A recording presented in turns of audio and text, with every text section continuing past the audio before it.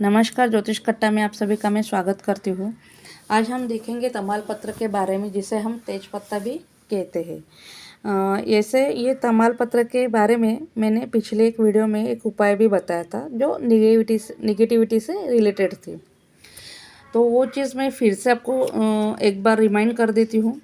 जैसे कि ये तमाल पत्र जो है, तो ये जला के हमें घर के कोनों कोनों में उसको घुमाना है। इस तरीके से अगर हम रोज़ करते हैं तो धीरे धीरे करके हमारी निगेटिविटी जो है घर में जो है होती है वो मतलब वो जो दोष है वो ख़त्म हो जाता है। तो इस तरीके से हम उसका यूज़ कर सकते हैं निगेटिविटी के लिए भी। अभी आज हम जो जानेंगे, जिसके लिए मैं आज फिर से ये वीडियो लेके आई हूँ, वो है फाइनेंस के बारे में। क्योंकि बहुत सारे लोगों का फाइनेंस जो होता है उसके बहुत सारे प्रॉब्लम्स होते हैं। तो इसके वजह से आज मैं आपको इसके फ़ायदे बताऊंगी। जैसे अभी ये तेजपत्ता है, जिसे हम तमाल पत्र भी बोल रहे हैं। तो इसको हमें क्या करना है, ये पूरा का पूरा हमें लेना है। देखो मैं आपको दिखा रही हूँ, मेरे पास जो है ये देखो, ये पूरा है, पूरा यहाँ तक पूरा मतलब है, कहीं भी टूटा हुआ नहीं है, कहीं भी फटा हुआ नहीं है। ठीक है, तो इसी तरीके से हमें लेना है। ये देखो एक मेरे पास और भी है जो फटा हुआ है, ऐसे फटा हुआ है, तो ये नहीं चलेगा मुझे। या फिर मेरे पास ऐसा होगा कि फोल्ड है करके, तो वो भी नहीं चलेगा। या तो फिर पूरा क्लीन है लेकिन कहीं पे ऐसा थोड़ा सा कट हुआ है कॉर्नर में, तो भी नहीं चलेगा। तो मुझे जब ये करना है, उपाय करना है, तो मुझे ये इस तरीके का तमाल पत्र चाहिए होगा जो पूरा हो, नीट एंड क्लीन हो। ठीक है, अभी इसे हमें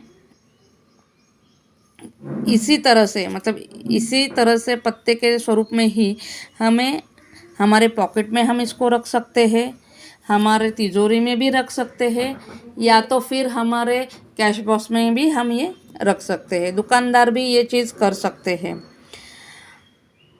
दूसरा जो है कि इसको हम पीस कर, इस तमाल पत्र को 4-5 तमाल पत्र लेके हम इसको पीस ले, और फिर जैसे छोटे छोटे कागज़ की पुड़िया या प्लास्टिक की पुड़िया करके उसमें, मतलब उसमें डाल के वो पुड़िया बना के हम कैश बॉक्स में रख सकते हैं, तिजोरी में रख सकते हैं, या तो फिर हमारे पॉकेट में भी हम रख सकते हैं। और जो बची हुई पाउडर होगी उसे हमें घर के बाहर, मतलब जो मेन डोर है हमारे घर का, वहाँ पे जाके अंदर की तरफ मुँह करना है हमें, और हमें वो उड़ा देना है। जो पाउडर बची हुई है वो घर के अंदर जाए, इस तरह से हमें वो उड़ाना है। तो इस प्रकार से हम तमाल पत्र का उपयोग कर सकते हैं। अब जो तीसरी चीज़ है जो सिर्फ फाइनेंशियल इशू के लिए नहीं है, वो यहाँ पे आप कुछ भी ये कर सकते हैं। मतलब जैसे कि हेल्थ रिलेटेड होगा, या फाइनेंस रिलेटेड होगा, या घर में कुछ और परेशानी होगी, रिलेशनशिप के लिए होगा, तो ये सारी चीज़ों के लिए ये हम यूज़ कर सकते हैं। अभी करना क्या है, ध्यान से सुनिए। जैसे कि ये तमाल पत्र है, इसमें हमें लिखना है जो हमें नहीं चाहिए। जैसे कि अगर कोई बहुत दिनों से हेल्थ इशू चल रहे हैं, या फिर रिलेशनशिप ख़राब है, या फाइनेंशियल खूब बहुत नुकसान हो रहा है, तो वो चीज़ें यहाँ पे लिखना है हमें। आपके शब्दों से आप वहाँ पे लिख सकते हो जो भी आपके मन में आए, तो वो चीज़ लिखनी है। जो भी आपकी प्रॉब्लम है वो लिखनी है यहाँ पे।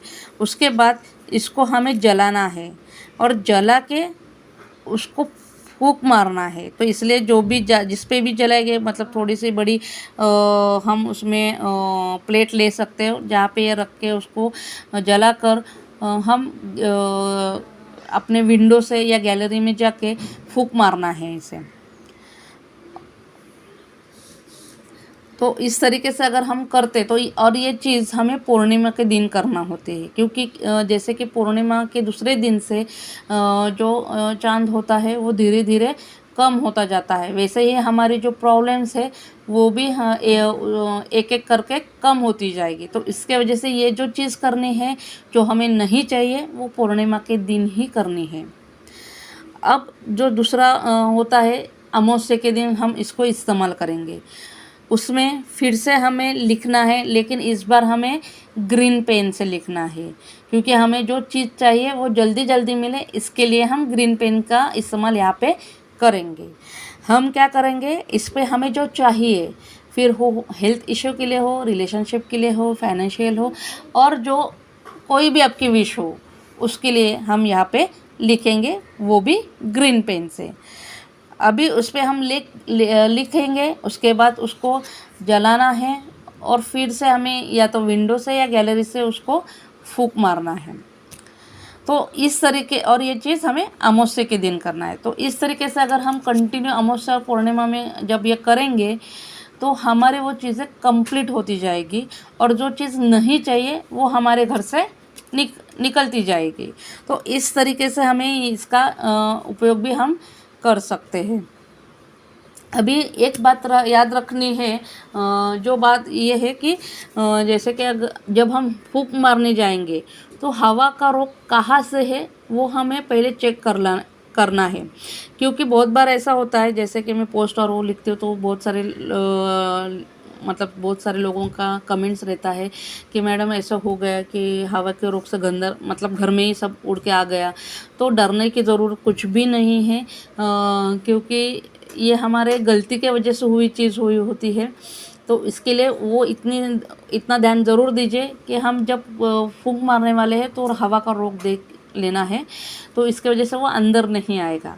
तो और जिसका भी ऐसा पहले हुआ होगा तो वो भी ना डरे, फिर से ये चीज़ चालू कर सकते हो, और आपको अमेजिंग उसके रिज़ल्ट मिलेंगे। तो बहुत आसान तरीके के सब मैंने आपको उपाय बताए हैं। तो आशा करती हूँ आपको ये सब पसंद आया होगा, और किसी को अगर कोई क्वेश्चन है, कोई प्रश्न है तो ज़रूर मुझे कमेंट बॉक्स में भेजिए, मैं जवाब ज़रूर दूंगी वहाँ पे।